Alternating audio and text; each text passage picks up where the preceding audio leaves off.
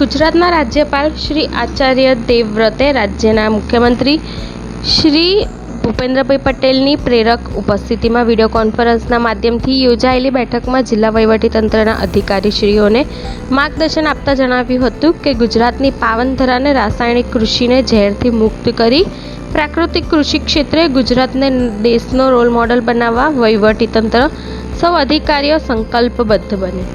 આ કોન્ફરન્સમાં રાજ્યના તમામ જિલ્લાના ખેતીવાડી અધિકારી, જિલ્લા પશુપાલન અધિકારી સહિત સંબંધિત અધિકારીઓ પણ જોડાયા હતા।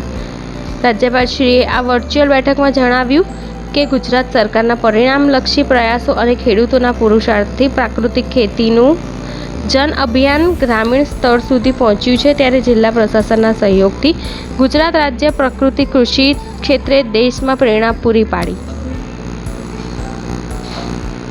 રાજ્યપાલશ્રીએ પ્રાકૃતિક ખેતીના મિશનને રાજ્યવ્યાપી બનાવવા રાજ્ય સરકાર દ્વારા થઈ રહેલા ઘનિષ્ઠ પ્રયાસો બદલ મુખ્યમંત્રી શ્રી ભૂપેન્દ્રભાઈ પટેલને અભિનંદન પાઠવ્યા હતા।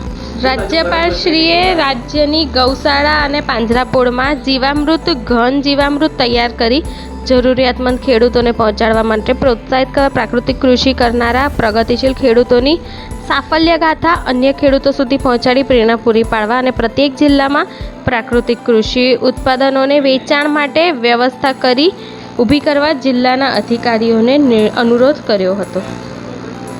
નિયામક શ્રી બારોટ, નિયામક ફાલ્ગુનીબેન વચ્ચે પ્રાકૃતિક ખેતી, છાણ આધારિત ખાતર, બાયોગેસ અંગેના પ્રેઝન્ટેશન પ્રસ્તુત કર્યા હતા। આ વિડીયો કોન્ફરન્સ પરિસંવાદ બેઠકમાં મુખ્યમંત્રીશ્રીના મુખ્ય અગ્રસચિવ શ્રી કૈલાશનાથન, અધિક મુખ્ય સચિવ શ્રી પંકજ જોશી તથા કૃષિ પશુપાલનના વરિષ્ઠ અધિકારીઓ ગાંધીનગરથી જોડાયા હતા। ડાંગ, ભાવનગર વચ્ચે જિલ્લા કલેક્ટરોએ પોતાના જિલ્લામાં પ્રાકૃતિક ખેતીની ગતિ પ્રગતિની વિસ્તૃત માહિતી આપી હતી।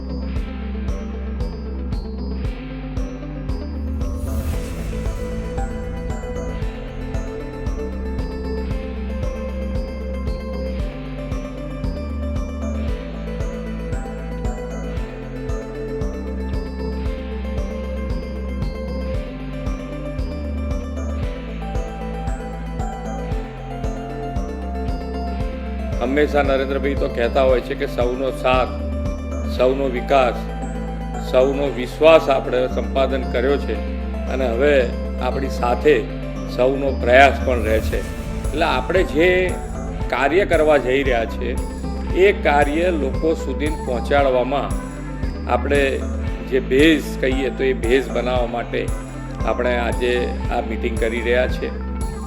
પ્રાકૃતિક ખેતી અને પ્રાકૃતિક ખેતીનો વિષય કેવી રીતે પ્રાકૃતિક ખેતીનો વિચાર આવ્યો આપણને સૌને ખબર છે કે ભાઈ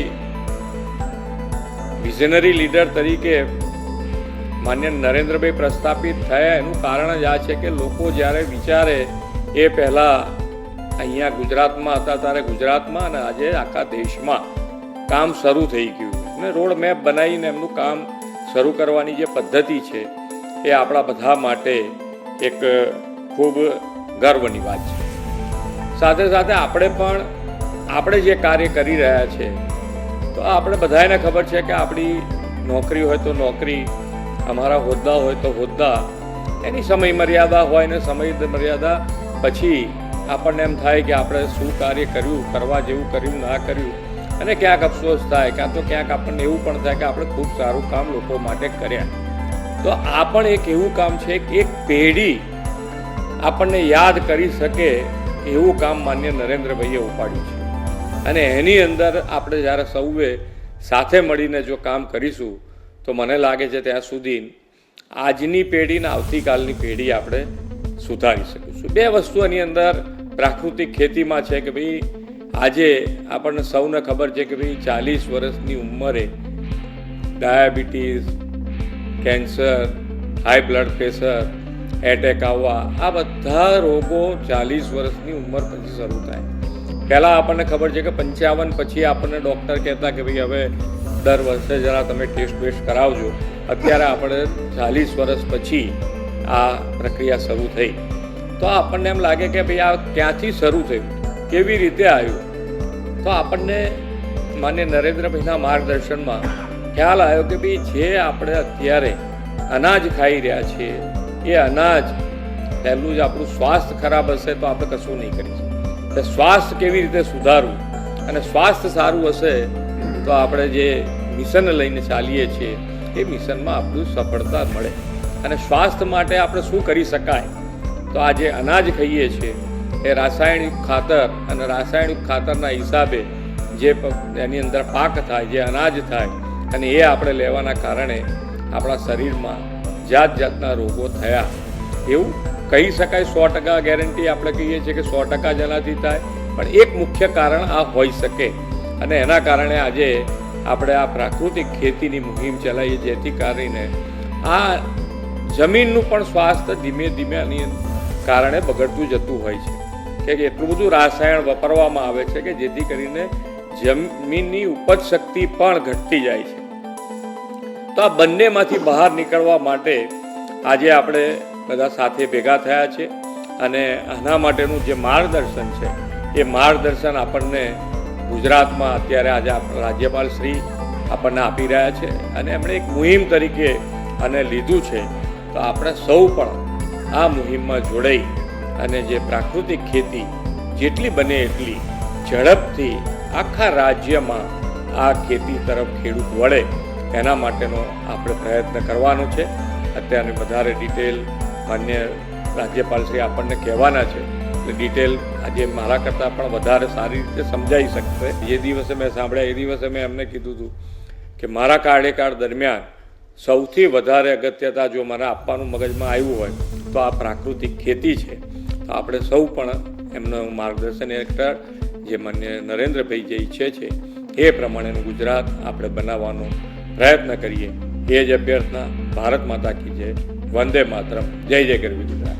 मैं बधाई देता हूं भारत के माननीय प्रधानमंत्री जी को और अपने प्रदेश के माननीय मुख्यमंत्री जी को, जिन्होंने प्राकृतिक खेती के मिशन को इतनी गंभीरता से लिया है कि इस वर्ष भारत के बजट में प्राकृतिक खेती का अलग प्रावधान किया है और प्रदेश सरकार ने अलग प्रावधान किया.